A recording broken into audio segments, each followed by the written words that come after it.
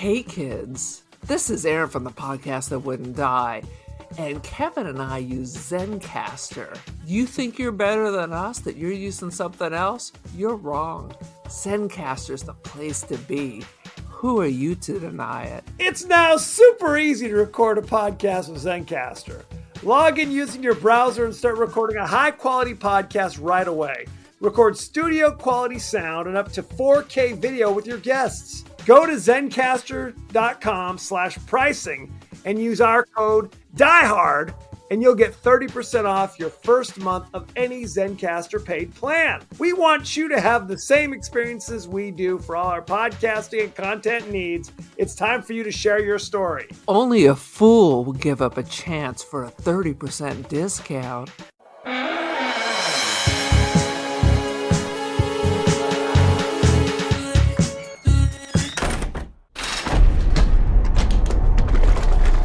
Louise, I need to get out of here now. Louise, what are you doing? Everything okay in there?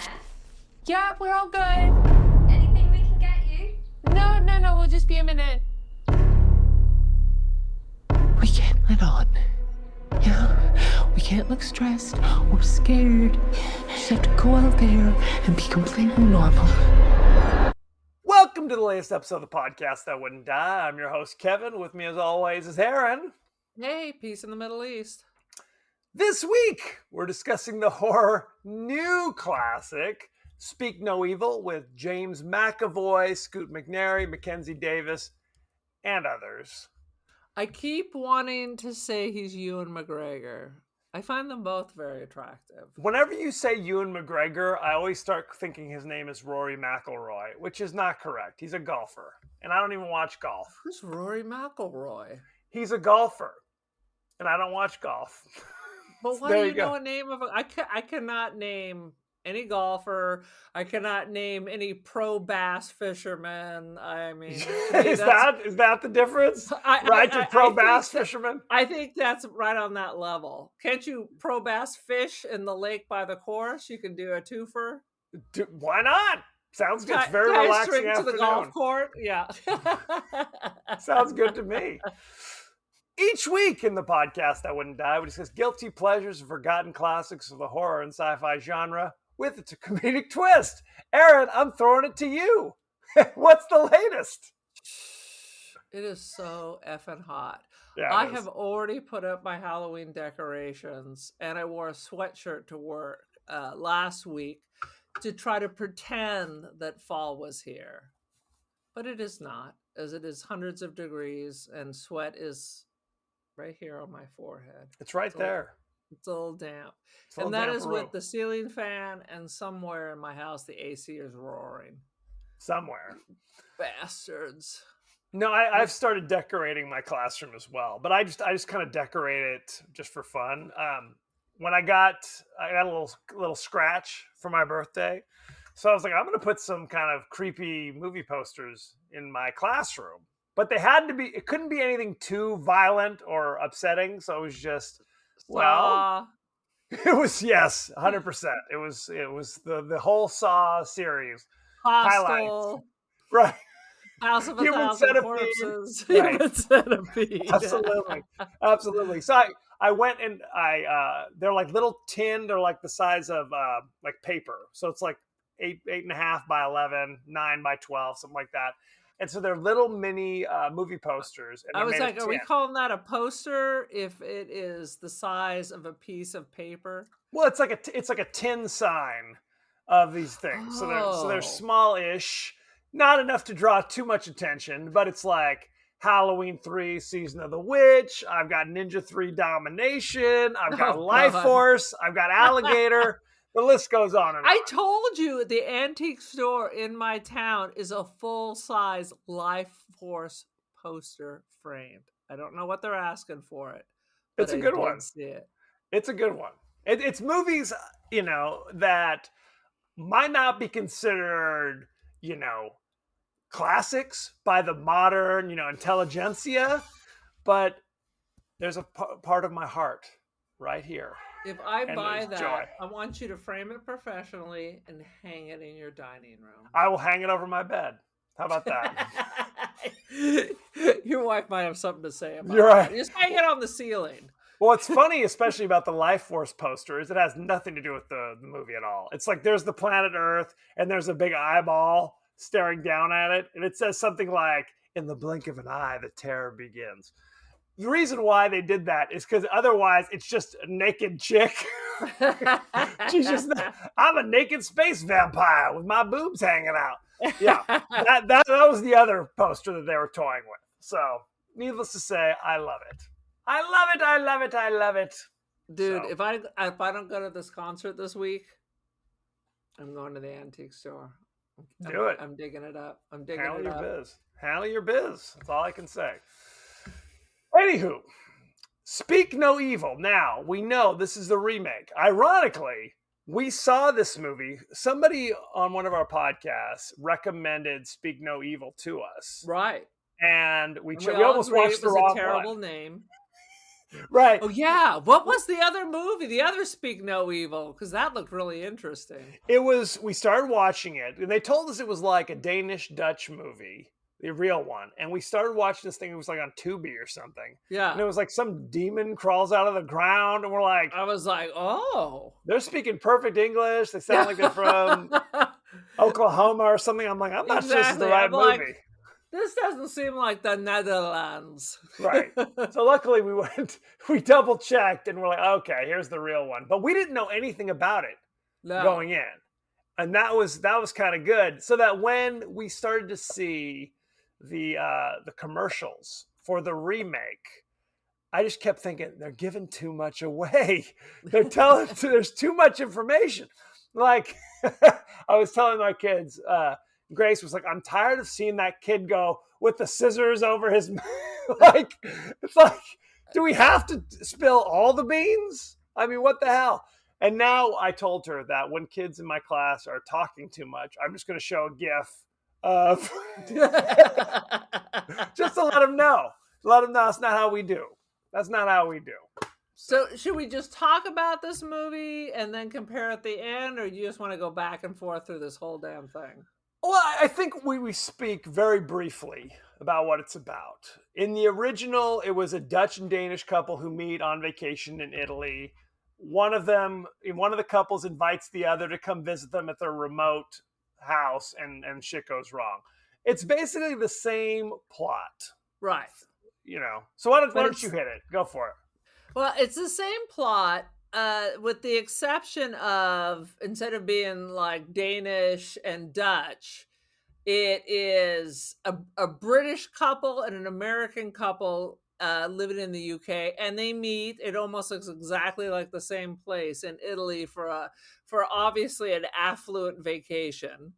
Yeah, even though the homie, like, I lost my job. There's a lot of this movie had a lot more backstory on the American couple rather than the Dutch couple, because it was very much like the Dutch couple seemingly, you know, marriage was fine except for the fact that the husband was just kind of miserable, kind of he's just dead inside. Right. It was not enjoying life, was not enjoying his family. He was all just kind of like, yeah, like kind of almost kind of dead inside. Almost like a midlife crisis kind of thing. Yes. Like nothing particular was wrong, right. But he was just kind of a miserable sap, essentially. So in the new version, they apparently didn't like that. There had to be a slew of reasons why he's the defeated dunce that he is. Correct. We're going to set up this whole office, but you got laid off, but we decided to stay. And that's not a real thing. You had a work permit temporarily. You got to pack up and go. Right. England is tight as ticks. They're not just like, I just decided to stay. And he can't find a freaking job because he's an Eeyore. There's this whole, and that is why they added all this freaking stuff to explain why he's a wimp, which I thought was a little unnecessary, a little too much. It seemed unnecessary. It was like the wife gave up her career to follow the husband to the UK, where he's promptly laid off. Their daughter has some kind of psychological issues where she's flipping out and can't be away from her dolly or whatever it was. She's the like 12 Hoppy. years old Right. with a freaking stuffed animal. She has all kinds of anxiety disorders. Correct. But there was a couple times in this movie I would have popped her. Absolutely. That'll get you over it. Dude. And added a whole Dude. nother layer to it. It was the wife had been receiving some like sexting situation. She's been sexting with one of the daddies at work. Right. So there was all this shit layered on top of it, which seemed, you're right, it seemed unnecessary and over the top, right? It was just unnecessary. We could figure out through acting that he is just an unhappy person. He's We just an don't unhappy know person. why. Right. 100%. And so James McAvoy, who is just ripped in this, he's as big as a house, just muscle bound. Dude, he was perfect. The couple is perfect.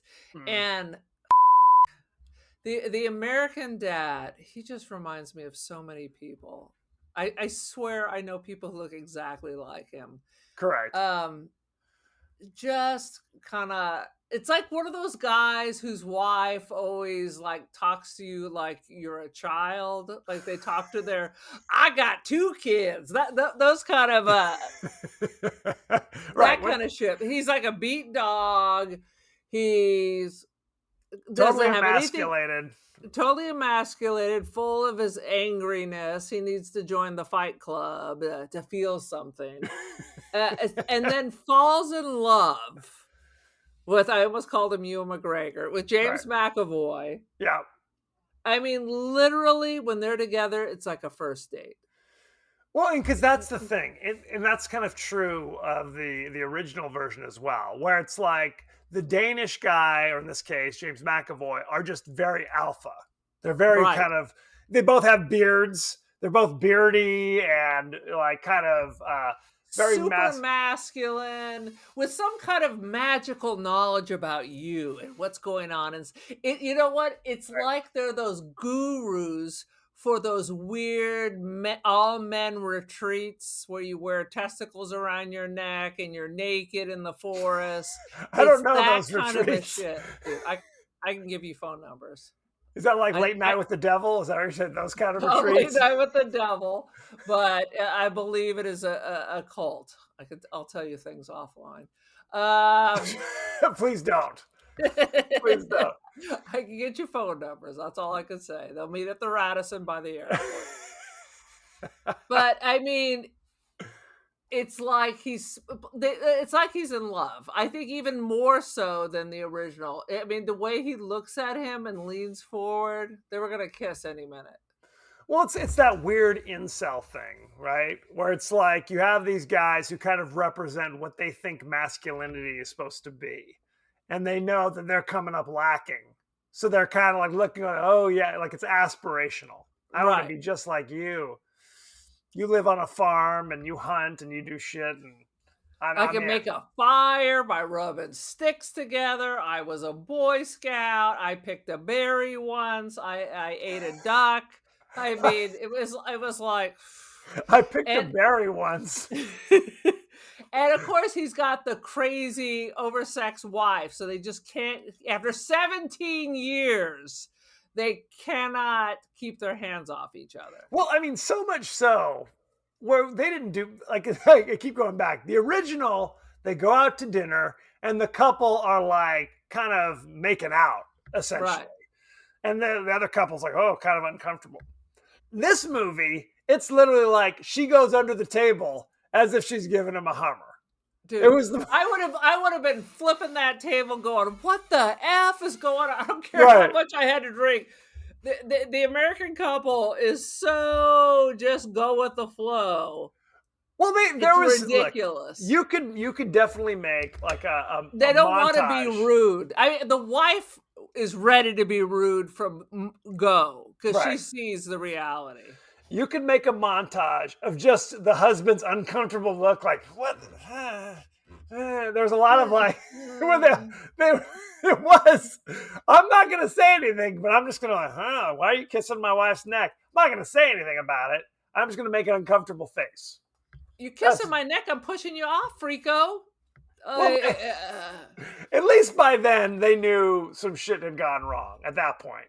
So a weird face, maybe that's acceptable of that. But you're right. It's like we don't know these people that well. So if they're doing this thing is bizarre. It's bizarre. And we don't need a huge reason to bounce, right? A little reason. You know what? We're just not a good match. I think we're gonna head back to the city. I think we're out of here. You know, Yeah. you don't have to No. wait for a horror show before you leave. Hey, when they left the first time, Correct. when it was just little weirdness, they should have just kept driving. So they go out, they're drinking, and in the middle of the night, mom wakes up, went to go check on her daughter, and the kids are not in their bed. Right. They go into the master bedroom because she's looked all over, and now her daughter is in bed with them. Right. Both kids are in bed with the parents in their underwear. And this time, James McAvoy had his underwear chonies. on, but in the original, he's just laying there naked. Yes. Absolutely. So it added the triple creeper effect, and they didn't have the boy in there with them in the original. I think it was just the girl. Well, what was interesting, in retrospect, and we're going to keep doing this, the original movie was very much kind of we're going to push it. We're going to be really strange to you to see how strange you'll let us be. Right. Like, this is all part of their thing, right? We're going to be all really the strange. testing. We're pushing the boundaries. And then when you call us on it, oh, I'm so sorry. Oh, I totally, or we'll gaslight you. Oh, Yeah. well, I'm sorry our beds aren't big enough. That, all sorts of stuff. Shame you, whatever it takes. Right. But in the original movie, the third act, that makes a lot of sense, right? Because the movies are basically the same until that third act. Right. When they go in two wildly different directions. Completely. And you could have One, predicted it. An absolute European version. Two, a clearly American version. Correct. The Hollywood ending. The Hollywood ending. Right. Where, I mean, let's just get to it. I mean, in the original version, it's literally like they try to sneak away again, and they get the bad guys find them. Right. The car Essentially. breaks down. The Car breaks down. So the bad guys find them, but they get in the car with the bad guy, with the bearded guy, and he's driving them somewhere. And they're too weak or too polite to kind of be like, hey, what's going on? Where are you taking us? Kind of thing. They just go along with it. When it's revealed what's going down, the husband tries to resist. He gets whacked once or twice, and then that's it. He's a whip dog. Puts up 0 fight. 100%. And then they take the daughter. They take the daughter. Again, the bad guys there's no guns. There's no guns of any kind. It's just basically like, we've established you are weak, and we can do this right in front of you, and you won't be able to stop us. Is Correct. basically what it is. So they take the daughter, snip her tongue out right in front of them, whisk the daughter away, and then drive them to like a quarry and stone them to death. They literally put up no fight and just stand there. And just take it and until just they're dead. take it. Because Right. I guess at that point, they've completely given up, Right. and there's no point. The husband gave up quick. He got a couple whacks. The wife gave up after they'd taken the daughter away. And that was it. Now there's no more fight in either one of them. And that was it. And that's how the movie ends. Yeah, The bad guys succeed. The bad guys win. It's just another, because that's the reveal. The reveal is they do this over and over again. Basically, they meet these couples who are unhappy. They kind of seduce them. They kind of mess with them. They break them down. They steal their child. Everything. Yeah, it's And then and their they steal child it. and everything else. And everything else. And everything that they have. And like they said in Unforgiven. And everything they're going to have. Is what it is. Boom. And they're not working alone. Right. There was the guy who was the babysitter was also in on it. That was Right. the reveal. In the new one, the chef at the restaurant is in on it. Correct. I don't know why they made the change.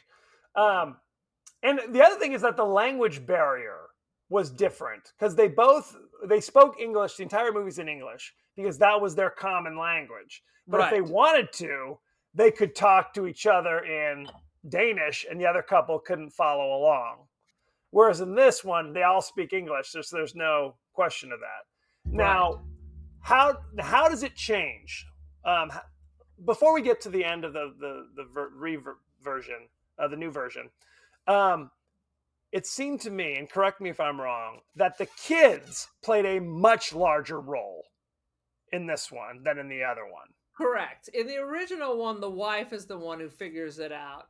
In this one, the boy actually, the tongueless boy who's writing something in German or something. He speaks German, so that's why he never. Is that what that was? I thought it was just gibberish that he'd been there for so long. Was it German? It didn't seem like it was that long because the picture of him with his parents was not a big age difference. No, you're right.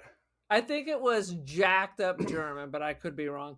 But anyway, yeah, he comes and shows her all the stuff. The kids are the ones that figure it out. They take pictures with their cell phones and show the parents. Right. They say you're right. It's the little boy. Whereas in the other one, they were basically just objects to a certain degree. Like here's a little boy with no tongue. Later, he's floating in the pool dead. Right. Basically, that's his whole thing. And the daughter is just kind of like it's our precious child, but not really a character. Right? I mean, that's how I read it. Now, right. It was about the adults, which is still really about the adults. I don't know why they gave the kids a bigger role. I don't know. So how does the new version differ than the original? So the new version, now you got all this action and adventure and chase, and now you've got Ewan McGregor, you got James McAvoy, you got Mrs. McAvoy, you got the weird babysitter, and you got the restaurant guy, all armed for bear with guns. And they're trying to escape, but they're back in the house. You know, people are falling out windows. Basically, the gun saves the day, and it has a fucking happy ending. Right. It's basically not like only do they escape with like a twisted ankle, they also save the boy. They save the boy. Right. Yes, they're about to leave, and this is the thing. They kind of made a comment. McAvoy's like, it's not really about the hunting. Not really about killing the animal. It's about the thrill of the hunt. It's a thrill of the hunt. Because the reality is, if they have guns, the moment they arrive, they could just set upon them with their guns and do what they're going to do. Right? Steal all their shit. Poison them at dinner. Poison them at dinner. Just, I mean, the moment guns are brought in, it's a totally different dynamic. It's a totally different dynamic. I thought it was much more powerful in the original, where it's like, we figured you out. The whole purpose of this week is to figure you out, to push your buttons, to figure out how far we can go, and then take everything from you, and you can't stop us. Without guns. With just how little we have to do before you just give up. Right. Absolutely. And that was the creepy part of it. That was the upsetting part of it all. You're like, dude, do something. And he's like, he hit me and it hurt. What? Because they do have that kind of primal scream thing. That was in both the movies, where it's like he senses that, hey, man, there's something in here that's wrong, right? You got to take care of this. And they do the. And I read somewhere, I'm sure I probably mentioned it in the original one, that was actually like a therapy technique in the 70s. Yeah. Primal scream therapy, where you just go and scream or shout or yell to try to like some kind of cathartic release. Yeah. Seems like it'd be fun to do. I don't know if it's curing your long-term trauma or whatever. Right. But it seems like I would like to scream without the police being notified. You'd think, but it also kind of establishes we can go out here and just scream, and ain't nobody gonna hear us. Dude. You're screwed. One thing I didn't like in the new one is they have the husband reach some point where he stops being a pussy and acknowledges that he's being weak, and now I'm gonna be a good man now. And then all of a sudden, like, I Right. don't know what to do. And then all of a sudden he's like the super dad. I Right. thought that was so stupid. Well, I was like, she saves the day. Let's be honest. no She's the matter one. what cathartic thing he went through, she was still the one kicking ass and taking names. Absolutely, because you're right. When they barricade themselves in the house, or again, there's no house barricading in the original version. When they barricade themselves in the house, he immediately is falling to pieces. Yeah. He immediately is falling. Shut the hell up! Right. You wanted her to smack him a couple times. Oh, God. Because it is. It's like they're coming in through the windows. They're coming in through the door. It was like a home invasion. It was a home invasion thing now. And she was the one who snuck the X-Acto straight razor or whatever it was in her boot or whatever and slashes James McAvoy and kind of facilitates. Now, one thing that was new was the fact that they kind of suggest that James McAvoy's wife was one of his victims from way back when. And it's possible, but in my mind, she ain't coming back from that. She may be saying anything at that point, right, to be with him, because she could have gotten away. So I even if it's true, wouldn't trust her. Well, she said, "Don't leave me with him. You don't know what it is. I was one of his victims." Blah blah blah. And earlier in the movie, and I didn't like that. No, it was new. It was new because they were both equal partners in the original movie, and this one kind of suggests that they weren't. That she was the victim, because earlier in the movie, they're like, "Oh, we've been together for 17 years or whatever it was," and they're like, 17 years? Because I guess how old? How old do you think you are? Yeah. That was the thing. They were like, she seems kind of young for having been together for 17 years. I mean, what the heck? Mm-hmm. And she still had her tongue. So, I mean, that's well, something. And then they threw out a whammy at the end that, like, their daughter was going to be the replacement. Right. I guess. Give me a break. She's going to have to take care of me. One scene, I turned to Becky. The first time she kicks the back of your seat while you're driving, causing you to almost crash your car, trust me, you're looking for a new wife. They almost got into a head-on collision at that moment, because he turns around to give her the biz, and of course they're driving on the wrong side of the road where there's like a cement truck coming their way. Dude, at that point, your rabbit can burn in hell. You're going to sit in the back and have a flip out. And if you kick my seat again, I'll leave you with the murderers, because I'm getting the out of here. And can we talk? They're in a Tesla, and they drove literally for hours, like all day in a deep, dark forest. And I didn't see a charging station at that house. That is true. Can someone explain that to me? Yes, there was no charging of it. Well, and that was the other thing. James McAvoy kind of kept making comments like, "Oh, you think you're so, with your electric car and your free range tuna," or whatever it was. You think Blind pot tuna. Or something like that. It was like, "You think you're making a difference, blah, blah, you're hypocrites." Da, da, da. Like there was like some kind of social message. Yeah, it's supposed to be this big social message about what? We kill the rich. That was very prominent for a while, but right. Who knows? One scene. It's bullshit. But I'm like, if you want to pretend you're a vegetarian and eat fish, whatever. What the do I care? There's a thing I keep seeing on the internet where somebody goes like, "Actually, electric cars are worse for the environment than gas cars."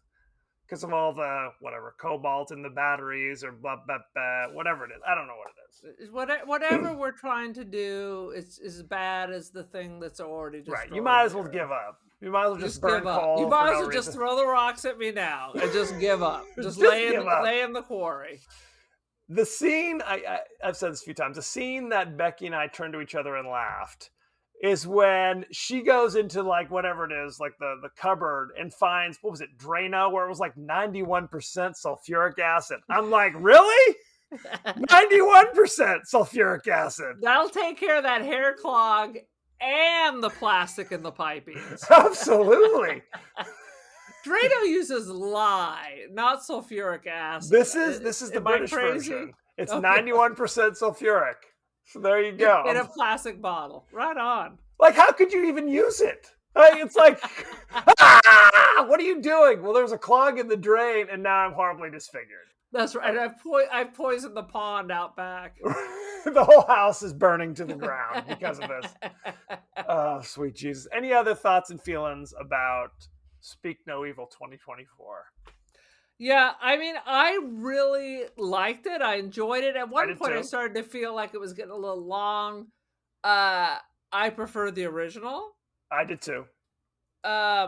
I just, you know what? This is like Promising Young Woman, where they slap on a Hollywood goody good. Everybody's fine. Only the bad guys die. I Right. mean, give me a fucking break.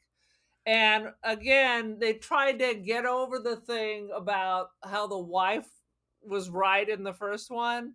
And they have the father apologize to her in this one, going, I should have listened to you. You were right all along. Right. It was all like they were trying to fix a problem when there wasn't a problem. But Yeah. that saying, it's still good. It's still good. It's good. Even with the ending, I think the other ending's better, but I think it's solid. Well, you know what it is. It's like, if stereotypically, if you are from one of these other countries, if you're from Europe, you've been through some shit. You know, there's been World War II. There's been boots on These the ground. people were not alive in World War But II. you know what? I don't mean that. I just mean kind of culturally. Yes. Culturally, you're okay with the concept of not a happy ending. Not all our stories have to have a happy ending. Right. Whereas culturally, as Americans, we feel like, well, only good things happen. You know what I mean? It's like, maybe it's kind of a white privilege kind of thing. If we want to get deep into it, where it's just like, if you give us a non-Hollywood ending, we react very negatively to it as a culture. What do you think of that? This reminds me of something. I saw something about fairy tales. I think I was listening to like a podcast, and they were talking about fairy tales and how they changed over time. Mm-hmm. It used to be random stuff happened, and sometimes if you're good, you were hurt, and if you were bad, things went on well. Then there was this turning point where good things happen to good people and bad things always happen to bad people. Right. So then you're left with this thing, well, I've been good, why are bad things happening to me? Right. Well, what was it? Grimm's fairy tales were meant to Right. teach lessons. Like, listen to your folks or you'll end up in the witch's pot or something like that. Like, don't talk back or. But previous to that, what I'm saying is, Right. it wasn't. Shit it wasn't happens. this. Shit happens. Right. It was shit happens. You could be the best little girl in the world, but guess what? A troll stole you and killed your family. Ha ha! Right. Absolutely. You're right. It at some point it changed, and that's kind of the feeling. And I think And that's what I get from this. Oh, we can't have that. Good things happen to good people. So we got to save them, and let's get the little tongueless boy and bring him along too. And we found his tongue in the kitchen, so we can bring that back. Because he'll be fine. He can go to school with with the little girl from the cabin at the end of the woods, and there's no trauma. It'll all be great. 100%. And that's the thing. It's like, I think American novels will still sometimes flirt with the sad ending, the upsetting ending. But oftentimes, I think the Hollywood culture, where it's like, no, we can't have any negative. It's always got to be, and it's the cliche of the Hollywood ending. The Hollywood ending, happily ever after. We have to have that. So, because it's like it's an entirely, the last three quarters, it becomes kind of a almost revenge fantasy on some level. And at the end of the day, I tweaked my ankle, but otherwise we're fine. I jumped off the roof. Yes. And I got a little ouchie on my ankle. Yeah.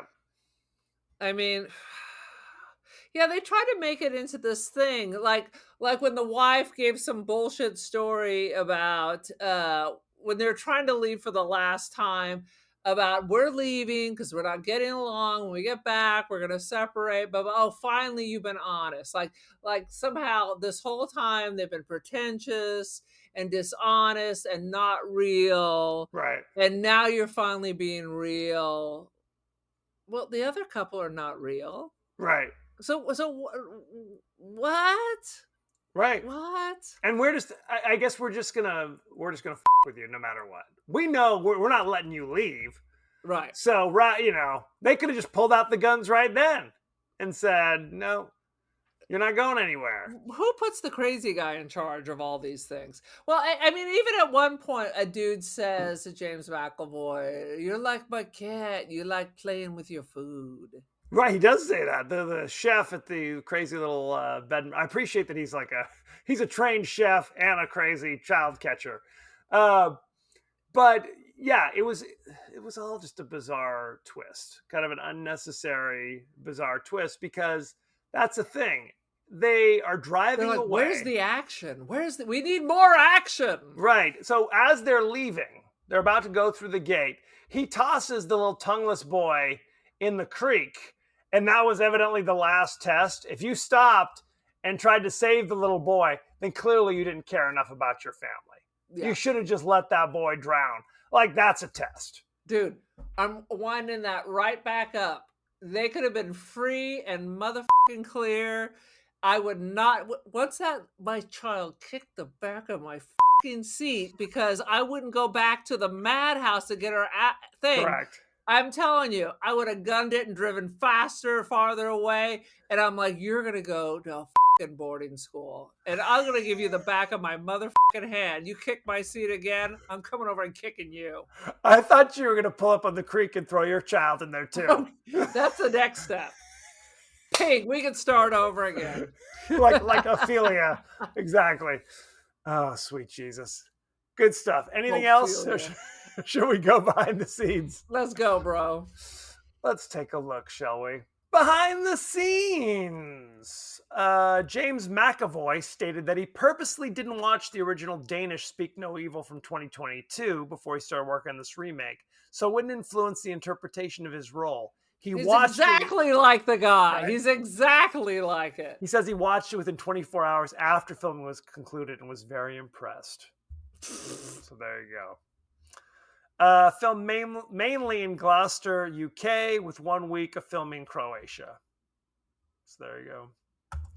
Oh, so it wasn't it? They weren't really in Italy. They went to They went to Croatia for the Italy scenes. Oh, that's true. That's true. Beautiful though. Whatever it is. Like we said, a remake of a 2022 Danish-Dutch film of the same name. Let's see. Mackenzie Davis and Scoot McNairy previously worked together on the series *Halt and Catch Fire*. So the married American couple were also on that other series. Never saw it. Director James Watkins is known in the horror genre for writing and directing *Eden Lake* in 2008 and *The Woman in Black* in 2012. No, I thought *The Woman in Black* was terrible. So how about that? How about this story was inspired by the experience of Christian Taftrup, the original director of Speak No Evil, who had befriended a Dutch couple while on holiday in Tuscany with his wife. And although the Dutch were a bit socially awkward, both couples got on very well. And after returning home, Taftrup received an invitation from the Dutch family to come over to the Netherlands. They briefly considered it, but decided it would feel odd staying with people they didn't really know. So how about that? Yeah. He said the Dutch couple did not give them any bad vibes, however. No, I mean, it clearly didn't give the husband bad vibes. It was very becoming like almost a homoerotic situation. Oh, I think there was some implication, like in the second one, during their man time in the forest. I don't know. That's true. The note that Ant writes to Agnes is in Danish, indicating that his murdered family of origin was from Denmark. Let's see. The words on the note translate roughly to, "Please help me escape. This place is unsafe." So there you go. You were right. I thought it was just gibberish. This is just some gibberish. In a 2024 interview with Empire magazine, James McAvoy, who plays Patty, says he modeled the toxic masculinity of his character in Speak No Evil after Andrew Tate, the far-right social media personality and influencer whose philosophy has widely been condemned as misogynistic. So there you go. If you heard about him, he lives like in Turkey or something and always brags about cars and loves slaves and things. It's not great. So fucking ridiculous. Remember they used to have that show called was it the Pickup Artist? The Pickup Artist. Yeah, yes. I remember it with Mystery was the guy's name. God. The mystery was how he was tapping anything. That was the mystery. No, it was basically like they called it peacocking, where you'd wear something to draw attention to yourself when you go to the club. No, it was sad because it was like a bunch of incels who were desperately couldn't make themselves attractive to the opposite sex on their own. So very upsetting. Let's look at Rotten Tomatoes, shall we? Mm-hmm. Currently, Speak No Evil 2024 is at 83%. Oh, it's gone up since this weekend. When before I went, it was only like 70 something. 83. And do you know what the audience gave it? 78. 85. Ooh. There you go.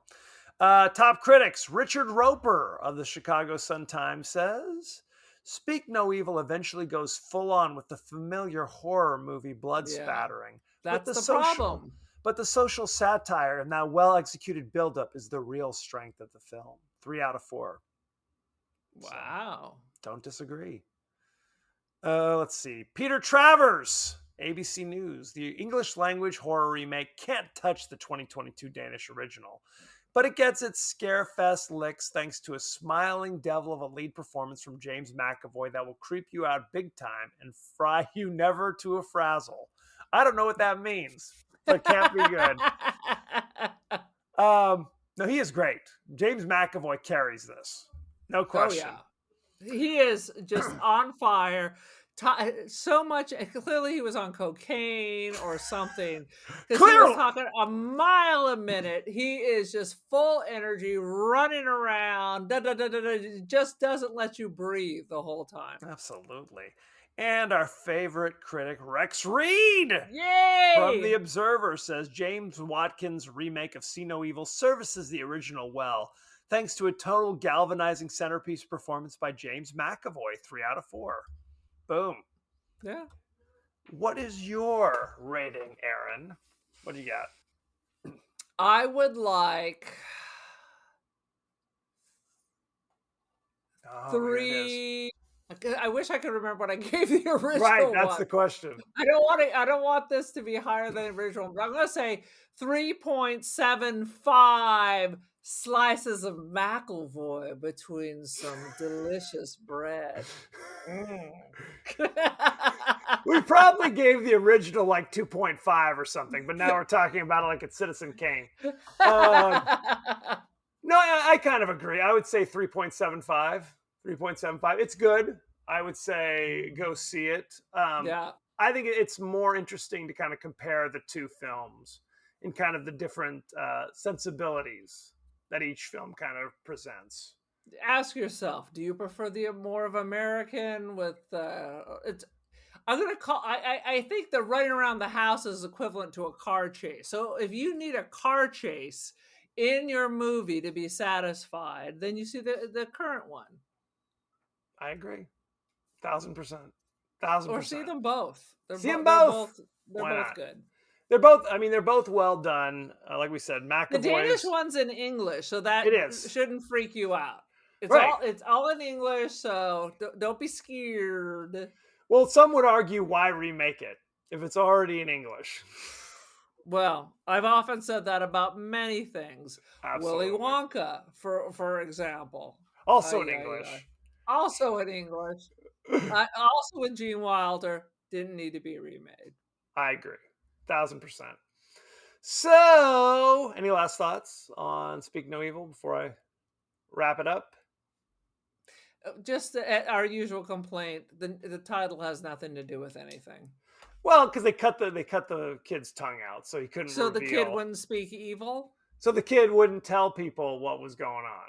That's the idea, I guess.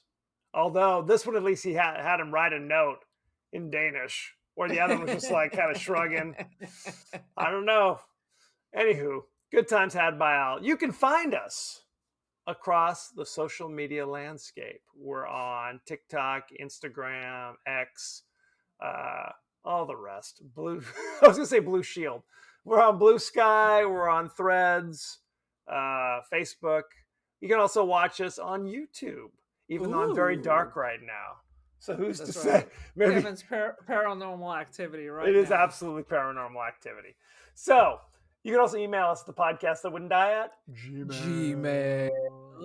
We are on Apple Podcasts, Spotify, anywhere the finer podcasts are available. So don't forget to like, share, rate, and review, won't you? Won't you please?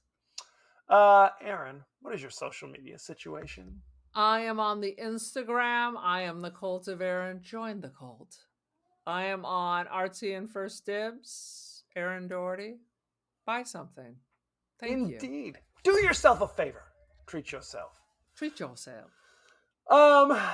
As we like to do, we like to include questions and comments from the interwebs. Aaron, I'm throwing it to you with absolutely no prep. What you got?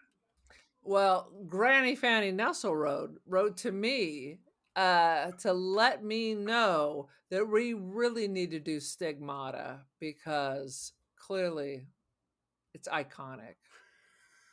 And I don't disagree. I'm used to the messages going, Aaron, you're the true genius of the podcast. Why are you towing that anchor Kevin around? He's like an albatross around your neck. It's a sad, sad situation. Next week, we're doing the horror Western. Aaron doesn't even know what we're doing. It's Bone Tomahawk. Bone Tomahawk. With Kurt Russell and Matthew Fox and what's his name? The dude from the Conjuring. What's the Patrick Wilson. I'm only watching it because Mr. Goldie Hawn is in it. He's the best. He is the best. It's an all-star cast. And you can watch Bone Tomahawk on Netflix. Boom. It's also on Hulu. I don't have to watch it on Freevee. You can. It's on Roku with ads. It's on Hoopla. It's on Pluto TV. It's all sorts of places. So send in your favorite scenes, favorite quotes, questions, and comments, and we may talk about it on the show. So thank you very much, and be well. Be well, my friends.